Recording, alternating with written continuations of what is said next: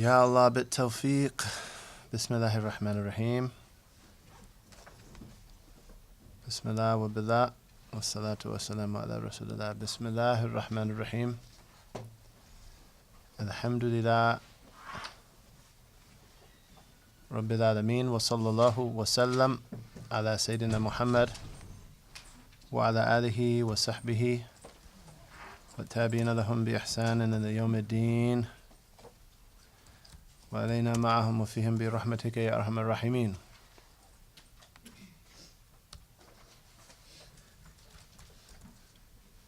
We intend to learn and teach, remember and remind, benefit and gain, to encourage holding fast to the Book of Allah and the Sunnah of His Messenger sallallahu alayhi wa alihi wa sallam, to call to guidance and lead to all and every good, seeking in that Allah's countenance, Allah's pleasure, nearness to Allah and His reward, and what our author intended, and what the pious have intended, and what Allah knows of good intentions. We ask Allah that by His mercy, and He is the most merciful of the merciful. Allahumma a'inna ala dhikrika wa shukrika wa husni ibadatik. O Allah, help us in remembering You, thanking You, and worshipping You well, in khair and lutf and afiyah. Alhamdulillah, we are continuing our lessons in the glorious treasure. And we are talking about connecting our various activities to good intentions, prophetic etiquettes, and invocations. And by that, the believer turns the mundane into devotional activities. And by that, the believer can turn a good activity into multiple good activities, and can find the benefit in everything that he or she does. And Imam al-Ghazali listed benefits in following the Sunnah in mundane activities. There are benefits in following the Sunnah in mundane activities. And one of the benefits is that a prophet does not engage in what he engages in except by the light of prophecy. So when you follow him in that, you find that benefit even if you haven't been informed specifically of what that benefit is. And he said that is in mundane activities. He said, as for devotional activities, I don't know an excuse for leaving the Sunnah except explicit foolishness or hidden disbelief. Waliyadu billah ta'ala. Because otherwise, why would we leave the Sunnah in devotion? That would be disobeying Allah, which would be either foolish, or you can't sit there believing in Allah and disobey Him right in front of Him, subhanahu wa ta'ala, and He surrounds what we do. And this section, though the intention section is actually, something that's probably new to many of us, and this book of intentions is really invaluable, given the age of most of you present and what I know from the personal lives of those that I'm close to. Many of you, for instance, have not married yet. So when you marry, the beginning of rearing your children is making good intentions prior to the marriage. So, something like a collection of these intentions for marriage, it's really an excellent find, taken from, centuries-old work of scholars, great scholars. So you'll find benefit there, and you won't find that a lot of places. Though, most of what we're covering is simple. However, if we apply it, it's great. So like if one of you, last Monday, the Monday before last, or let's say the Wednesday before last, you stepped out your door and you made your intentions for your day, and you said, Bismillah, tawakkaltu ala Allah, wa la hawla wa la quwwata illa billah. You did that with conviction, though, not just, this is what I've been doing since Sunday school. You did it, Bismillah. I'm stepping out in the name of the Divine Subhanahu, and I depend on Him. And there's no power or strength except by Him. and then an angel prayed for you, may you be guided, may you be shielded, may you be protected, and you really thought about what that meant, you wouldn't walk around in the anxiety and grief as if the sky had fallen that a lot of people are running around with, because you'd know you're going in the name of the Lord, you're depending on Him, and there's no power or strength except by Him. Daffy Duck doesn't have power, Donald Duck doesn't have power, right? Nobody has power or strength except Allah subhanahu wa ta'ala. And then you depend on Allah throughout your day. Conduct yourselves properly. Inshallah, you'll go through your day with much more tranquility and much more guidance and much more stability and with a much firmer basis upon which you conduct yourself than those that might have a whole lot of analysis that they thought was going to help them understand what was going on and all kind of stuff. It would be better than a town hall meeting. Better than a town hall meeting. La ilaha illallah. And I'm not, forgive me for being facetious, but you guys are young people. You know what I'm saying? No one's scalping us. No one's crucifying us. No one's burning us at the stake. I flew out to Pennsylvania, and I'll admit I normally dress the way I dress, just like this, with rare exceptions. Like if I was driving through rural Mississippi, I wouldn't dress like this. If I was off the interstate, I would take other precautions. And when I hunt, obviously I can't climb trees in a thobe. But I thought about on my flight, should I, tone it down or not? And I said, nah, man, I'm about to Bismillah.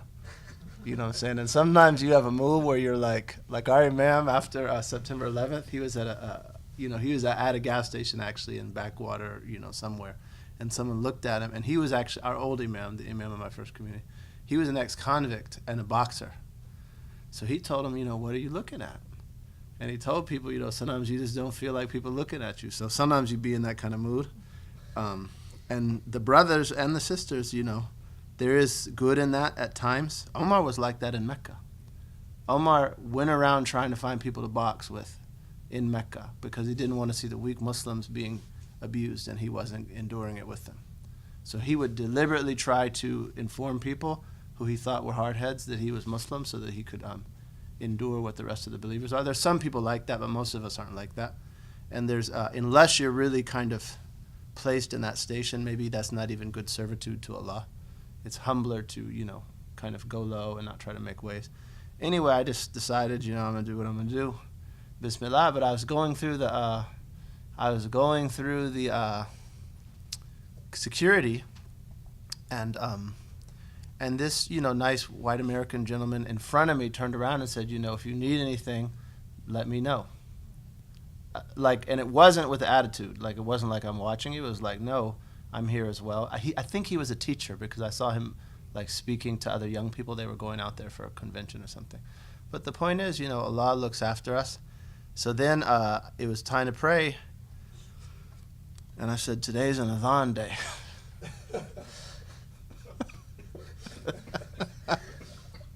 So I just called a light Athan, Called an Athan and prayed Dhuhr Nasr and khalas, got on my flight. And I mean, this is Allah's earth. This is Allah's earth.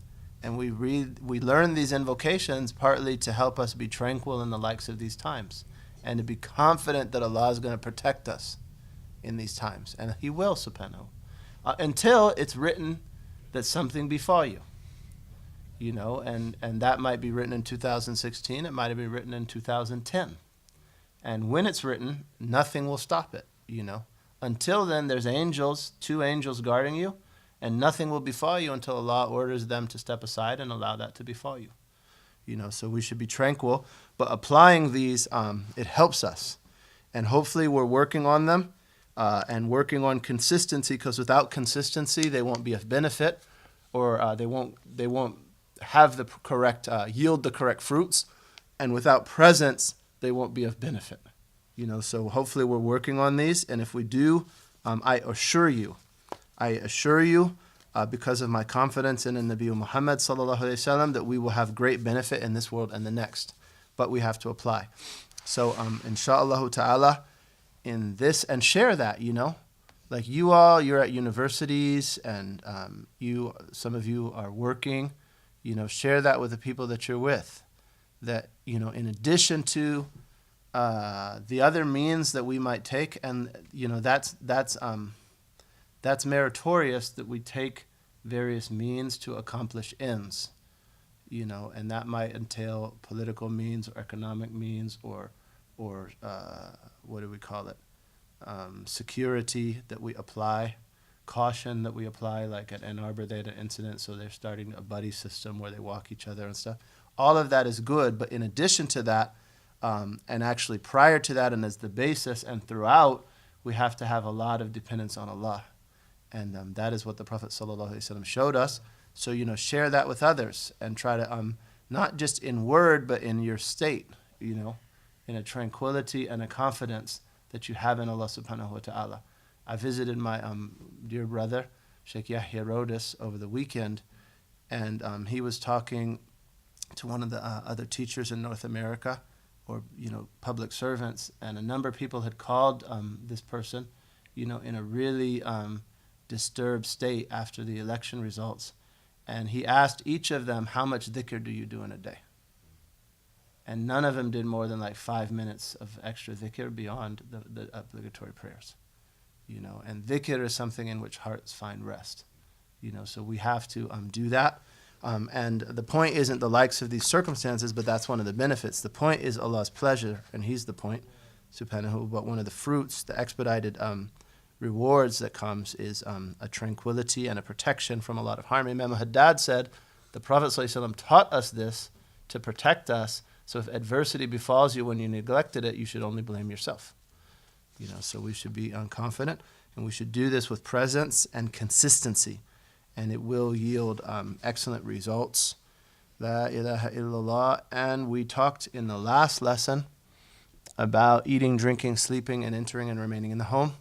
And hopefully we're doing these, and we will again remind you with emphasis of Ayatul Kursi and the other invocations when you enter and exit the home. Those are a means of protection and tranquility inside and out. Inside and out. And any scary circumstance, Ayatul Kursi is a good invocation for that. It's a good protection from the jinn as well. And also you could add as an invocation for security, Hasbunallah wa ni'mal wakil, doing that regularly. La ilaha illallah. Tayyib. So hopefully we're working on that. There's nothing academic I could really ask you about that. However, if you learn this and you do it, how you are will explain its benefit. Acting on knowledge bequeaths a state that alleviates one from the need for commentary. Right? So if we act on this, we'll gain benefit and we'll see a benefit. La ilaha illallah. So in this lesson, we're going to talk about the dua after the adhan. And we want to memorize that and do it. It's a dua that all of us should know. Its benefit is immense. I don't think someone of reason would learn the benefit of this dua and not memorize this dua and apply it. And also, we're asking Allah to help us to learn to properly respond to the adhan. Because there's a manner in which we are to respond when the adhan is called. And that connects to how we will perform the prayer, and it connects to how we will be resurrected. So the adhan is very, very important. To memorize the dua of rising from a gathering, if you haven't already memorized it with wudu, which it is one of the duas of wudu. But we talk a lot, and we need this dua because it helps our vain talk. And we need it in dua because in wudu, because we need to make tawbah when we make wudu. So we've applied the inner meanings of the condition of purification, and apply the etiquette of the lavatory and its intentions. Tayyib, the dua after the adhan. Okay, so the adhan and the iqama are two magnificent invocations that inform us of the entrance of the prayer time. And Imam al-Ghazali mentioned people are of three levels in their response to the adhan. And that connects to how they will respond when they're summoned to stand before Allah on Yawm al-Qiyamah. So the highest level of responding to the adhan is being at the place of prayer when it is called. On Sundays, some of us, we might be able to apply that sometimes. Khalas, you're sitting there just waiting to hear the adhan, or standing there waiting for the adhan to be called in the masjid. I'm here, Allah. I'm waiting, dying for my opportunity to stand in this prayer. That's the highest level. A level after that is you're ready and you proceed to the place of prayer when you hear the adhan.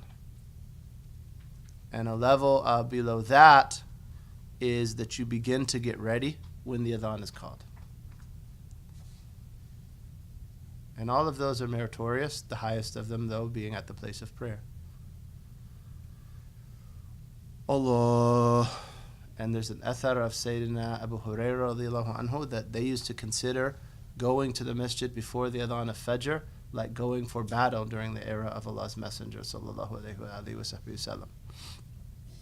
And then when we hear the call to prayer, that's an invitation to stand in Allah's presence. So we should be eager about the prayer time. Even if the adhan you hear, not all elements of the response are the same, but even if your phone reminds you when the prayer time is entered, that's an opportunity to stand with Allah, and you're being summoned to His presence. So you should look at how your heart is. If it's like, oh man, now I gotta pray, that's not good. It should be like, alhamdulillah, now I get to pray. Now's another opportunity. La ilaha illallah. Tayyib. So this is the dua for the call to prayer. There are two versions. There's a longer version, which is in your text, and there's a shorter version, which is in the Sahih of al-Imam al-Bukhari. So this version in the text is what's in the Sahih of al-Bukhari, with additions from other transmitters and perhaps from some of the ulama. And that's a madhab. That's a position, not like one of the four madhabs, but within, that's a position of the ulama. Do we add to prophetic invocations or do we not? So some of the learned say it's excellent. We should always keep those additions that the previous learned have added. And some of them say that that's permissible. And some of them say that it's best to limit oneself to what was transmitted from the Prophet ﷺ in the case that there's something transmitted. In the case when there's nothing transmitted, then to add a dua that was just one of the duas of the Sahaba or the Tabi'een or Imam al-Shafi'i or some great like Abu Hassan al-Shadili or someone, rahimahumullah, there's excellence in that. So you could do either. I tend to fluctuate between both. You'll notice there's a slight addition, but the dua in the Sahih of Imam al-Bukhari is Allahumma Rabba hadhihi ad-da'wati at-tamma was-salati al-qa'ima ati Muhammadan al-wasila wal-fadila wab'athhu maqaman mahmudan alladhi wa'adta.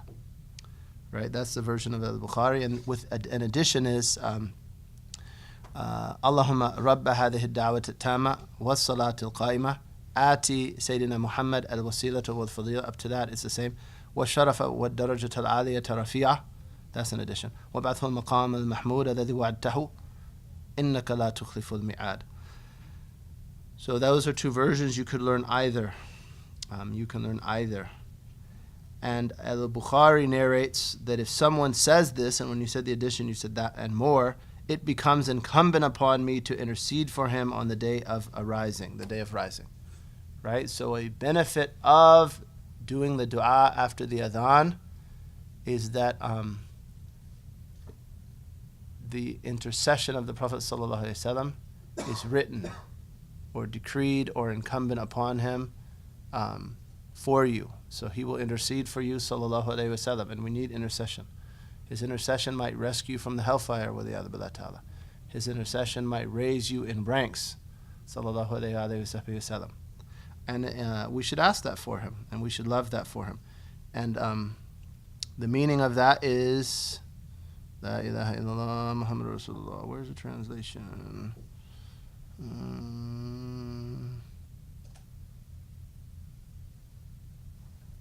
Yeah. He said, O Allah, Lord of this complete and perfect call, and of the established prayer, bestow upon Sayyidina, which means our master or our liege Lord, Muhammad al-Wasila, which we'll explain, and exaltation and honor and a high and lofty status, and raise him to the praiseworthy station. which you have promised him. Surely you do not break your promise. La ilaha illallah. So that is part of the way to make the dua after the adhan.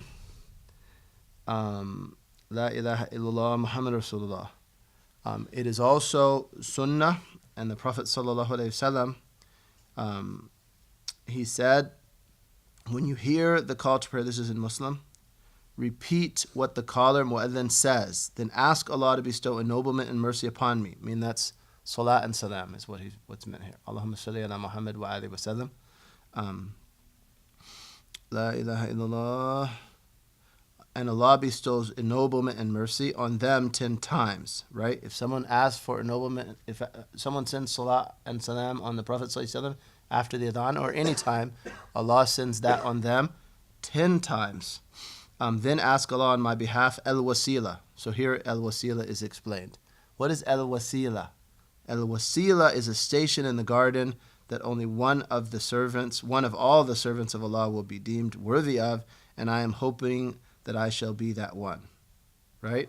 Whosoever asks for al-wasila for me makes it incumbent upon me to intercede for him, right? So in this hadith, there's an addition.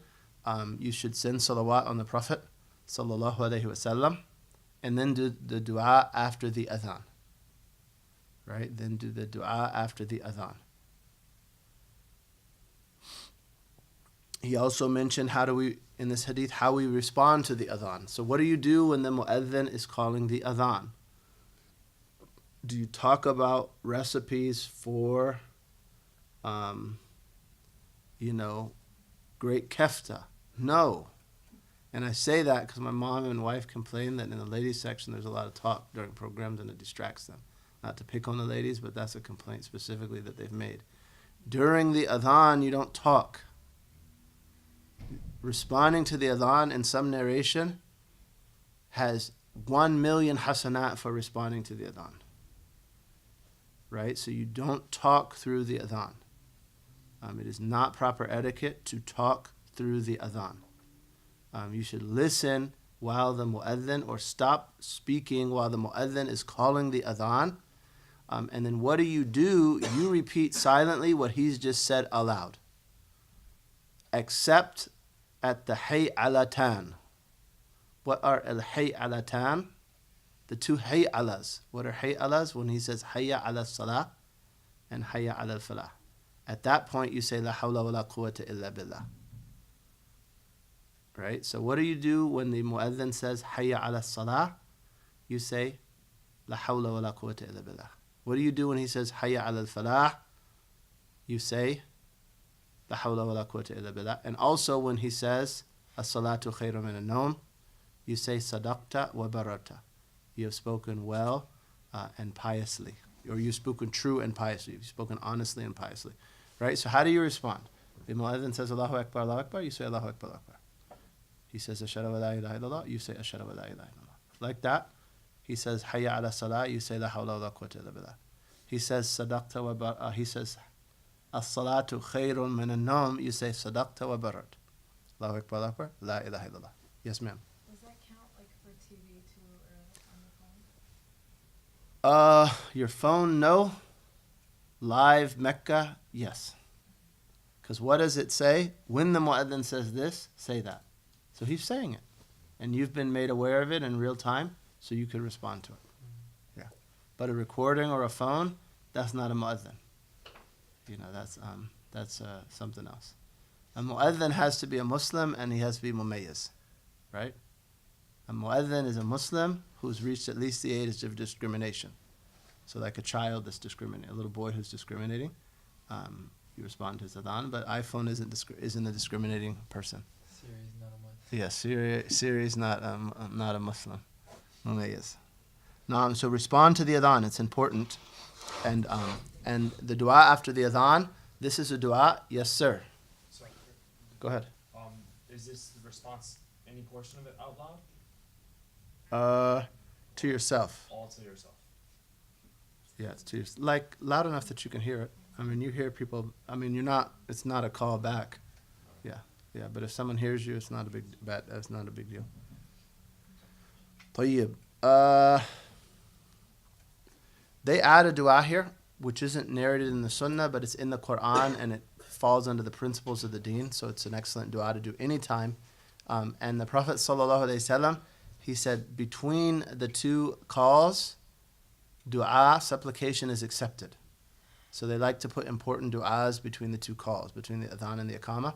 So you can also say prayer for your parents here. And it's a prayer Allah said that people of filial piety show. So it's an excellent thing to do, and it's in the Quran. And they put it between the adhan and the iqamah. So after the dua of the adhan, they say, Rabbi gfirli wa li walidayya. Oh my Lord, forgive me and my two parents. They say it 5 times. Rabbi gfirli wa li walidayya, Rabbi gfirli wa li walidayya, Rabbi gfirli wa li walidayya, Rabbi gfirli wa li walidayya. And then with the dua that's in the Quran, warhamhuma kama rabbayani saghira. And have mercy upon them as they've reared me when I was young or since I was young. And then they also ask Allah for afiyah, which is one of the most important things for us to ask Allah. The Prophet taught us. So they might say, Allahumma inni as'aluka al-afwa wal-afiyah, or some other version of that. Those are all good du'as, or any du'a. Like if you have big needs you're trying to fulfill and you happen to be a place where an adhan and an iqamah are going to be called, don't waste your time with other than sunnahs between those two. Start making du'a with your extra time after you've done the du'as of the adhan. And for instance, the sunnah, if there is one, make du'a for things that you need, because that's one of the times when supplication is answered. And then in your app, which inshallah you all downloaded and are using, this great app that the brothers put together and sisters of invocations. So what are some of the intentions you could make before doing the adhan? So if you happen to have the blessing of being a mu'adhin, which is a great, great blessing, intend to perform a virtuous act. Intend to encourage others to pray. Intend that everything that hears you testifies that you're remembering Allah. And other intentions. And following the sunnah is the best of them. You're following the sunnah of Nabi Muhammad with this great, great supplication and call. هذه الدعوة التامة. It's a complete call that you've been given the privilege to make from being from the ummah of Muhammad sallallahu alayhi wa sallam. And everything that hears you seeks forgiveness for you. Everything that hears you seeks forgiveness for you and testifies for you. La ilaha illallah. And if you're in an airport, don't call it too loud.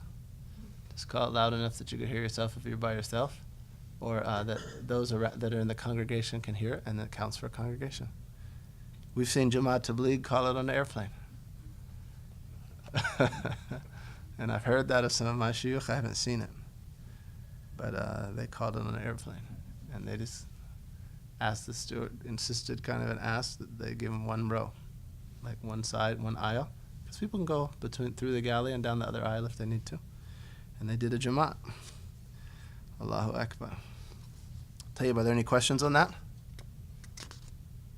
Tayyib, learn that dua though. That or another version. It's an excellent dua. And it's important not to miss. And it really is to adab to speak through the adhan. You know, don't permit yourself to do that. One is missing out on immense reward when you do so, and that's not indicative of a good presence with Allah. It's indicative of ghafla. So for that reason, some of the learned said speaking through the adhan is a sign of a bad ending. It's a sign of a bad end, because why would you turn away from that much merit and be that heedless in a place that warrants presence? And we seek refuge in Allah from that. La ilaha illallah. Alhamdulillah. Tayyib. So the next invocation is the dhikr of rising from a gathering. He says majlis. That means when a group of people sit in a place or time. So you could call it a gathering. Right? And gatherings are really important. You know, the Sahaba, their suhbah was based on the one with whom they gathered, sallallahu alaihi wasallam, and it made them the highest of company. Right? You should really watch those with whom you sit. Right? You should really watch those with whom you sit. and what you do while you are sitting in other company. Your paradise or your salvation or your damnation. Your salvation or damnation may be based on those with whom you sat and what occurred in those sittings. So be careful, and nowadays,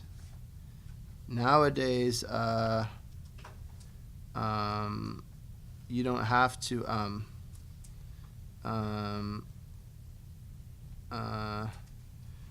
You don't have to be with a person physically to be sitting with them. Through devices you can keep their company, and it can be very beneficial or it can be very harmful. So for instance, to prepare for lessons today, I reviewed a tafsir lesson that I attended years back in Yemen through a recording. So you could be taken back to that time and place and company very easily, or even in real time you can stream those majalis. Some people will stream this afternoon. Or you could just be with horrible people doing horrible things with the Ya'adhu Billah Ta'ala. And that will have an effect. And Allah warned us about that. Right? In Surah An-Nisa, verse 140, He says, وَقَدْ نَزَّلَ عَلَيْكُمْ فِي الْكِتَابِ أَنْ إِذَا سَمِعْتُمْ آيَاتِ اللَّهِ يُكَفِّرُ بِهَا وَيُسْتَهْزَأُ بِهَا فَلَا تَقْعَدُوا مَعَهُمْ حَتَّى يَخُوضُوا فِي حَدِيثٍ غَيْرِهِ إِنَّكُمْ إِذًا مِثْلُهُمْ إِنَّ اللَّهَ جَامِعُ الْمُنَافِقِينَ وَالْكَافِرِينَ فِي جَهَنَّمَ جَمِيعًا. That's verse 140. So Allah says, we have revealed previously in the book that when you hear Allah's verses belied, when you hear people disbelieve in Allah's verses and mock them, don't sit with them until they speak about other things. Right? Don't sit with those who are mocking and disbelieving in Allah's verses while they're doing that. And then He says the reason and the secret in those with whom we sit, innakum idham mithluhum. If you were to do that, you would be like them. And then there's a threat that Allah will combine the hypocrites and the disbelievers, all of them in the hellfire. So be careful sitting with hypocrites. Be careful, and we don't know who are hypocrites unless they've divulged that. So don't call someone a hypocrite. But be careful at sitting with those who disbelieve in or are just heedless of and mock and transgress Allah's verses until they're doing something else. A lot of they say, Imam al-Ghazali says that those who entertain themselves by talk invariably will fall into blameworthy speech, and oftentimes entertain themselves by transgressing the reputations of others. And that is a type of talk called al-khawdu fil batil, plunging into that which is false or useless and immoral, right? False, useless, immoral speech. And a lot is that, unfortunately. A lot of the media that is consumed is that. And hopefully, not the likes of you, but, many of us might sometimes find ourselves in company that isn't the best. And the harm of company is in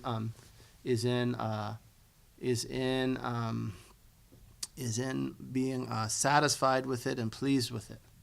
Like if you're, you have to work and people are just talking about bad things on the job, and you need this job and you're fulfilling obligations by that and it's lawful, and you hate hearing that, that's not particularly harmful. If you can really be a source of good and guidance, somehow for that environment, it actually is challenging, but it might be a source of great reward for you. But if you're sitting there entertaining yourself in company that's speaking or engaging in reprehensible activities, and you're enjoying that, that's like an open channel for the darkness of that company to pour into your heart. And it's feared for someone like that, the threat in the likes of the hadith. A person will have the religion of their friend, so be careful who you take as a friend. That hadith is sahih.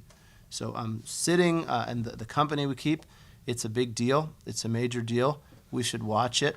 Even good company, sometimes we could slip to bad things. So we should be cautious about that. And we have to learn, for instance, sins of the tongue, to avoid them, and other types of rulings of the Sharia. so that when we keep company, it is of benefit and not of harm, because that's one of the major impediments to your progress is bad company. There are 4 major impediments, and one of them is bad company. The 4 are the devil, your own ego, an attachment to the world, and people, the company you keep. La ilaha illallah. So be cautious of that. So after you sit in a majlis, whether it's a good company, a majlis of good company and dhikr, like learning like this, or dhikr, or whether it's just, when you've sat and you've spoken about something, maybe even a meeting. Yes, ma'am. It's a question. Go ahead. I was just wondering, how you earlier said about mocking and stuff, about Islam and whatever. I feel like sometimes a lot of our friends, they don't necessarily mock Islam because they don't like it, they love it, but sometimes you would start making jokes in regards to Islam, to make it do you know what I'm saying? To make a situation light or make it comedy or something, but sometimes there's things you shouldn't joke about. And how do you say that, how do you tell your friends to not joke about certain things that are clearly we shouldn't take certain things lightly in Islam and stuff? For example, gender relations or something, making jokes about or something like that. Right. With tact, and don't do it in front of others. And if you can't directly say to the person that they shouldn't do something, a more gentle way might be changing the subject. And if it's an obvious change of the subject, people oftentimes will pick that up. And the Prophet ﷺ would never interrupt someone until they went out of bounds, and then he would either prohibit them from that, or he would stand. Right? So if you're not able to prohibit them or change the subject, you could excuse yourself briefly from a situation. Those are 3 ways to work on that. And that's right, with our friends, we should be careful what we talk about. We should be careful what we talk about. And as a rule, young people who are unmarried shouldn't joke a lot about the opposite sex. That's just a rule of thumb. They say this. A lot of times these things are in the context of seekers of knowledge. They'll talk about it, but really, what is that? It's instruction for young people. Because what did in religious circles, what did young people do in the past? They sought knowledge. So they say Tulab ilm, never. And this speaking of the boys, they're never allowed to talk about women. Never. They're not allowed to talk about it. Don't anybody talk about it to them. Right? That was the type of instruction we saw when we were studying. I was married through my studies, but that's for obvious reasons. So that's one of the things that should be discouraged. As opposed to when, really it comes time to marry, then that should be a very, that should be taken very seriously and executed correctly and not unnecessarily delayed in the sunnah. And I promise when I have opportunities to tell your parents that, I will, insha'Allah ta'ala. That's the deal. Okay, you all, you take these lessons, and from the minbar, when we have the opportunity to remind the community about our part, the elders, I will do so, inshallah. Yes, sister. I think another thing is a lot of people we all respect the Prophet. Of course, we respect him, but yeah. A lot of people just say they respect him, but when we talk about actual things that he used to do, it's they don't. I feel like people just don't take him seriously that much. Whenever we say the Prophet wouldn't do this, they don't actually take that seriously, or they just think it's this unachievable, which is obviously it's unachievable, but it's we try to get to that point. Yeah, it's hard, Seriously, I mean, 2 things. One, tuba lil ghuraba, blessed are the strangers. It's that type of thinking is rare in our time. To come to difficult circumstances and think, what will Prophet Muhammad ﷺ do in this circumstance? If Allah gives you that kind of thinking, you should recognize that as a blessing, because it's not everyone that thinks like that. Don't see it as, don't be arrogant about it, but be grateful for it. And then, that's where dawah skills come in, and that, we have to do coursework on that. And, but through, first of all, application yourself, applying that to yourself. Second of all, concern for others, supplication for them, example, and then trying to find tactful ways to bring it down to their level gradually. You should try to impart those type of ideas to others with whom you associate, and in fellowship, and when you're spending time with people that have similar inclinations, try to reinforce one another in that. That's a blessing. But the Prophet ﷺ himself, you want to be very careful, because mocking him is kufr. Sallallahu Alaihi Wasallam. Like, mocking him is disbelief, or certain sunnahs. So sometimes, we can place someone in that circumstance, like if they're just really not there and we push it too much on them, we could push them to say something that is not the best thing, So we want to be real careful with that. And like, if we have a real reverence for him, and we like to celebrate that reverence, be careful not to do so in company that wouldn't appreciate it, so that they they might start to say things that they shouldn't, because that would be dangerous for them. And that's another thing. Sometimes you got to be careful what you expose people to, because it can cause a problem for them, because they're not up to that level. Yeah, so that's something to watch, inshallah. Inshallah, that helps. Inshallah. Make a lot of dua, though. Make a lot of dua, set a good example, and when you can tactfully give advice, do. Gently and tactfully. Tayyib, so after all of that, when you sit, when you stand, what is the dhikr for standing from a gathering in which you sat? Subhanak Allahumma wa bihamdik, ashhadu an la ilaha illa anta, astaghfiruka wa atubu ilayka.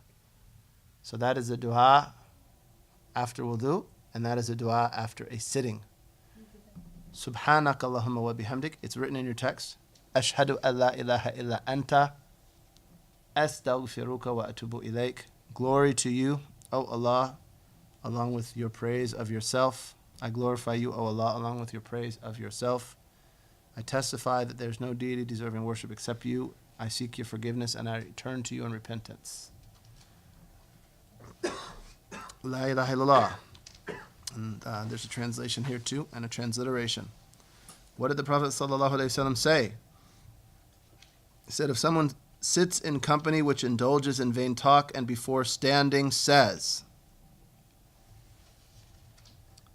he is forgiven for his participation in that company. And that is narrated by Abu Dawud, Nasa'i, Ibn Hibban, and At-Tirmidhi, who said it is sahih. So they call it kafaratul majlis. The expiation for a gathering is subhanak Allahumma wa bihamdik, ashhadu an la ilaha illa anta, astaghfiruka wa atubu ilayka.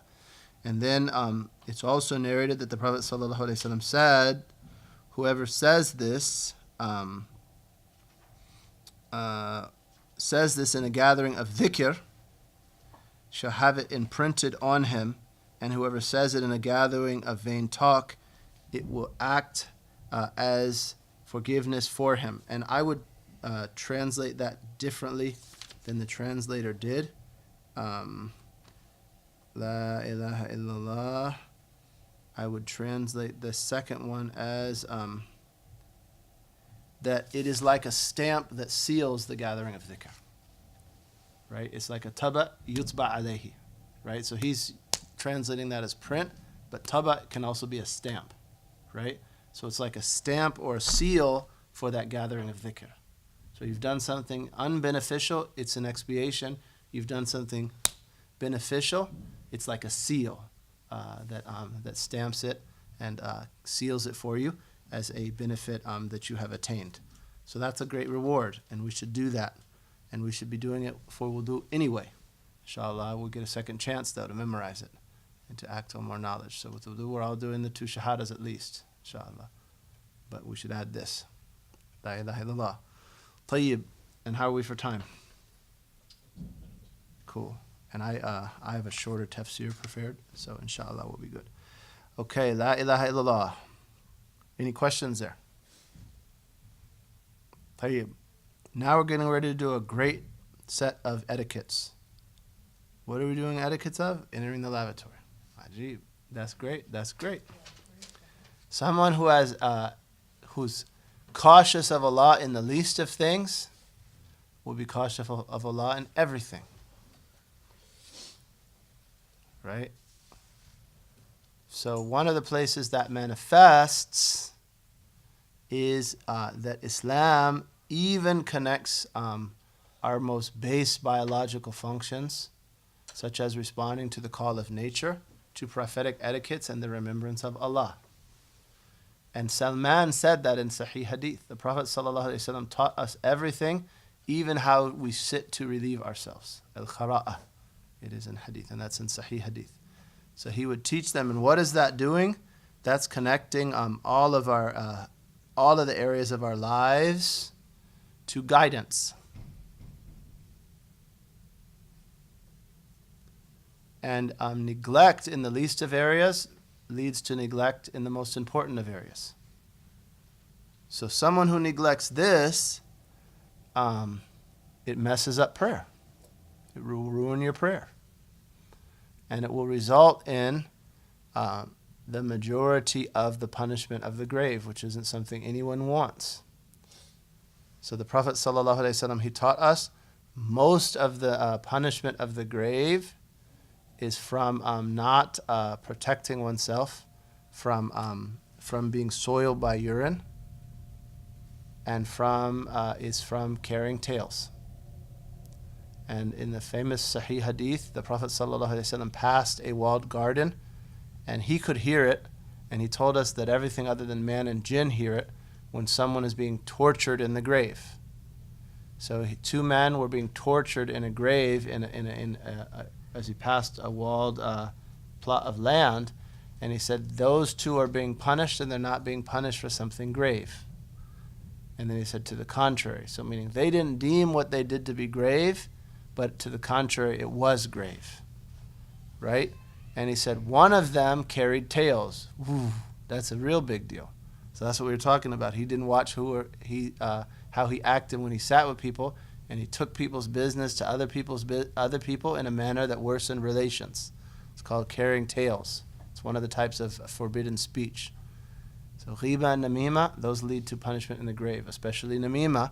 And the other did not free himself correctly from being soiled by urine, which is an etiquette of the lavatory. We're not going to go into all of these, but the point being is he didn't watch the etiquettes of the lavatory. And that's the hadith where he split a palm frond and put it on each of the graves, so that while it was a living plant declaring Allah's praise in the manner that plants, when they're alive, do, it would decrease their punishment. La ilaha illallah, yes, Safwan. Carrying tales more specifically is divulging things that people would rather have kept secret. It often entails doing so in a manner to worsen relations, like so-and-so said this about you, but it's broader than that. It's also divulging other things that are private that they would not like you to divulge. If in Reliance of the Traveler, which we've advised people to have and might have been given as a handout, there is a section called Holding One's Tongue, where carrying tales is defined, and it's becoming that we review that, as well as a couple of the other sins of the tongue. Backbiting is there, and talking about the useless and immoral is there. Those are three things we've talked about today. In Holding One's Tongue, in the section of Reliance of the Traveler, under that heading. La ilaha illallah. So it's important that we adhere to these etiquettes. So now what is the deal? So if somebody doesn't properly free themselves from being soiled by urine, that invalidates a condition of the prayer. So then if they stand up and pray like that, their prayer is invalid. Boom. They go through 3 prayers like that. 3 prayers are invalid. That's a gap in their life where they weren't praying. So that's a big loss, and that's the most important of our bodily works, and the first of them to be judged. And how did they miss it out? They missed out because they just didn't do that right. And that's an issue. So being conscious of Allah and cautious in the least of things like this, that person will do it everywhere. And another way you could look at it is one connects some of one's most base activities to the remembrance of Allah and following the Prophet ﷺ. That will lead to other areas being connected. La ilaha illallah. So there are many etiquettes. Allahu Rabbi, Allahu Rabbi, Allahu Rabbi. Naam.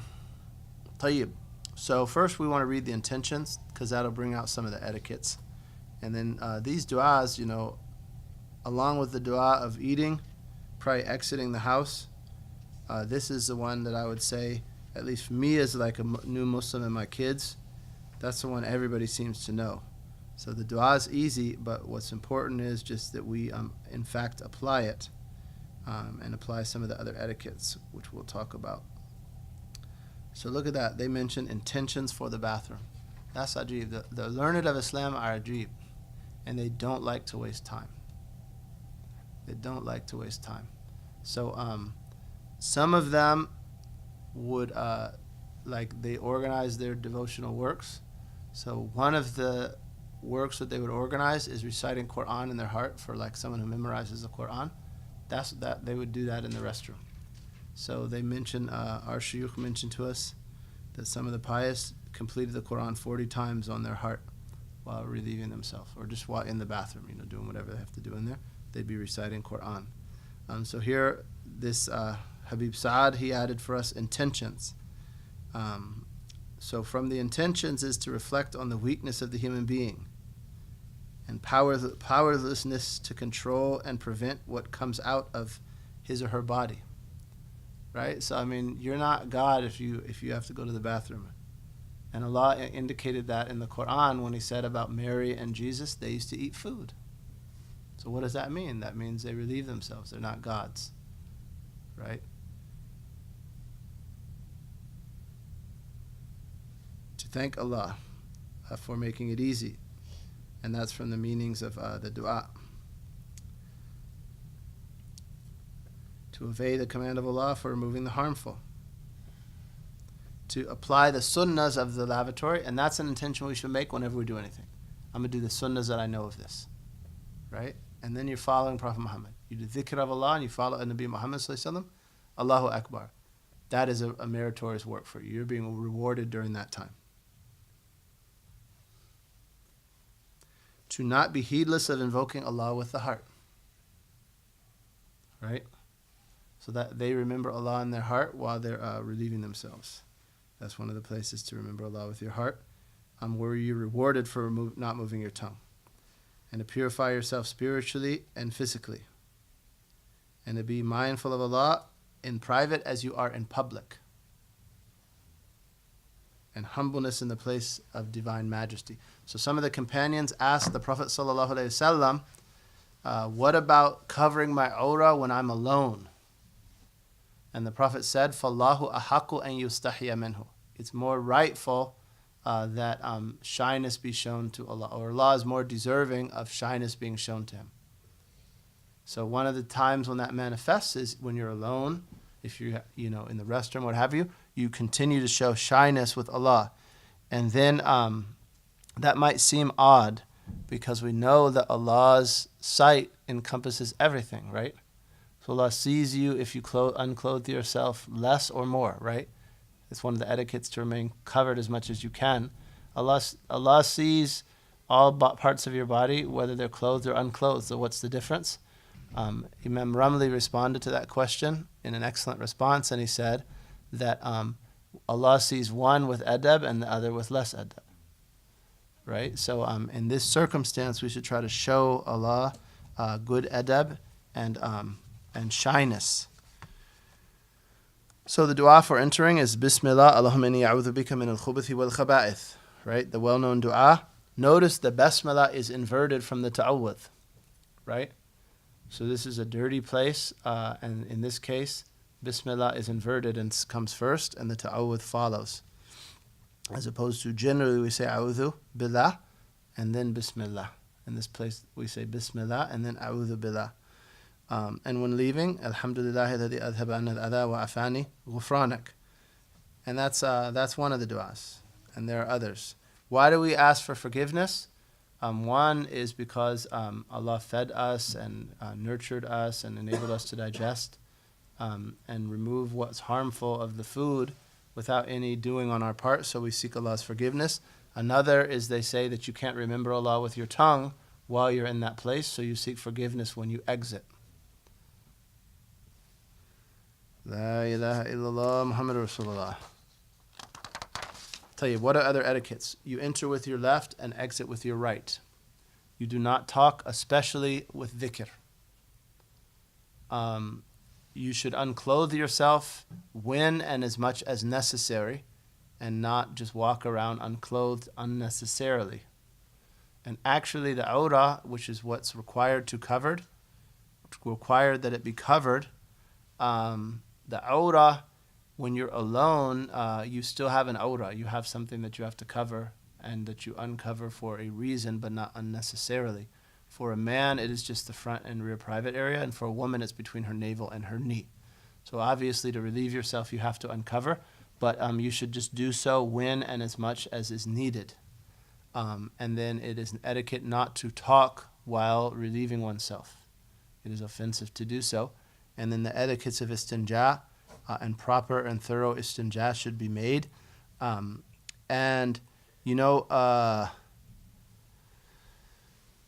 If anyone organizes events, you should add istinja equipment to the event supplies for Muslims. Like if we get a big hall and we don't have supplies for that, so then you have all of these people going in and out of the bathroom without doing istinja, mushkila yani, because then you're going to stand up and pray afterwards. So that should be, consideration should be shown to that. When you're in places where they don't have that, you should show consideration for that. So they have those little bottles that can be flattened and rolled up. Ladies leave those in their purses, right? Men don't have a purse. Tell you guys, what do? There's recycling bins all over the place. Fish you out a water bottle from a recycling bin and rinse it out, or carry a bottle. If you have a water bottle and you have a car, just leave one in the car, little cup holder on the door or whatever, but have a way to do istinja, or know in the fiqh there's a way to do it with dry objects like paper, but know how to do it so that you're sure that you have cleaned yourself properly, because most of the punishment of the grave is from not protecting yourself from that. And it's an issue because it affects your prayer, right? It affects purification for prayer. Bodily purity is a shart, right? La ilaha illallah Muhammad Rasulullah. It is also etiquette to cover your head and cover your feet, right? That's a place of jinn. And it's as though the jinn afflict those who have uncovered heads better than they do those who do not. There's a dua you can say whenever you have to unclothe yourself that shields you from the jinn. And what is that dua? Bismillahi alladhi la ilaha illahu. In the name of Allah, who there is no deity other than Him. Bismillahi alladhi la ilaha illahu. When you have to uncover yourself, you uncover yourself and you say that dua. And there's sometimes, for a need, you may unclothe your private area, for a need. Many of the ulama, though, they'll even cover themselves when they shower. You find that in Syria among the Salihin, it's quite common.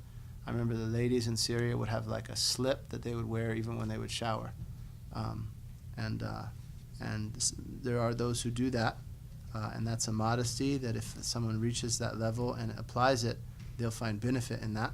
But you are allowed to unclothe yourself in the times when you need to. Bismillahi alladhi la ilaha illahu. You can say that and it shields you from the jinn. La ilaha illallah. So those are some etiquettes and intentions for this. But again, understand that a meaning in this is connecting all of our activities to the remembrance of Allah and following the Prophet sallallahu alaihi wasallam. Yes, sir. Would we say that before we enter the bathroom as well, or? You can say it in the bathroom. That's a good question. You could say it aloud in the bathroom because that's the place for it. And if you're just hesitant to say it there, at least say it with your heart. La ilaha illallah. Allahumma salli ala Sayyidina Muhammad wa alihi. Naam. And that concludes our lesson, and that concludes most of the dhikrs of circumstances. And we'll just have one lesson on that, briefly, and then we'll go into Sirah in a lesson or two, and we're good. Alhamdulillah. Yes, sir.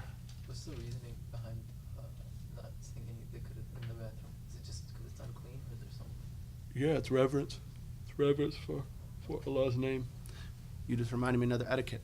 Don't carry things that have Allah's name or the messenger's name or those who are revered like Prophet Ibrahim into the restroom either. And a lot of times nowadays we have, printed T-shirts. So especially like if you have Quran or something, you don't want to wear those into that place. At least if you have to, cover them. Put another clothing over it. Yeah. And if you have a ring or something with an inscription, you should leave it off. Yeah, leave it off when you go. And no. Yes. And the purpose of that is? Reverence. Don't carry Allah's name into a dirty place like that.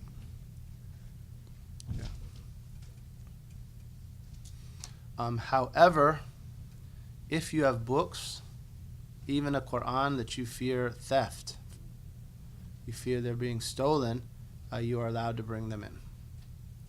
Right? And if someone steals your bag, what are they going to do? They're going to dump it in an alley or a garbage can and take the money out of it. So it's more likely to be mistreated, stolen, than it is, being carried closed. Especially like at an airport, you kind of have to do that. Or at least put it right close to you outside the door. So there's an exception there to carrying things when you fear theft. No. La ilaha illallah. Alhamdulillah. We ask Allah subhanahu wa ta'ala to give us to act on knowledge, to teach well, to call to guidance, and to be pleasing to Him and His Messenger. And the word of this Fatiha that we recite, go to our parents, teachers, sheikhs, those who may owe rights, and the Prophet Muhammad sallallahu alayhi wa sallam Fatiha.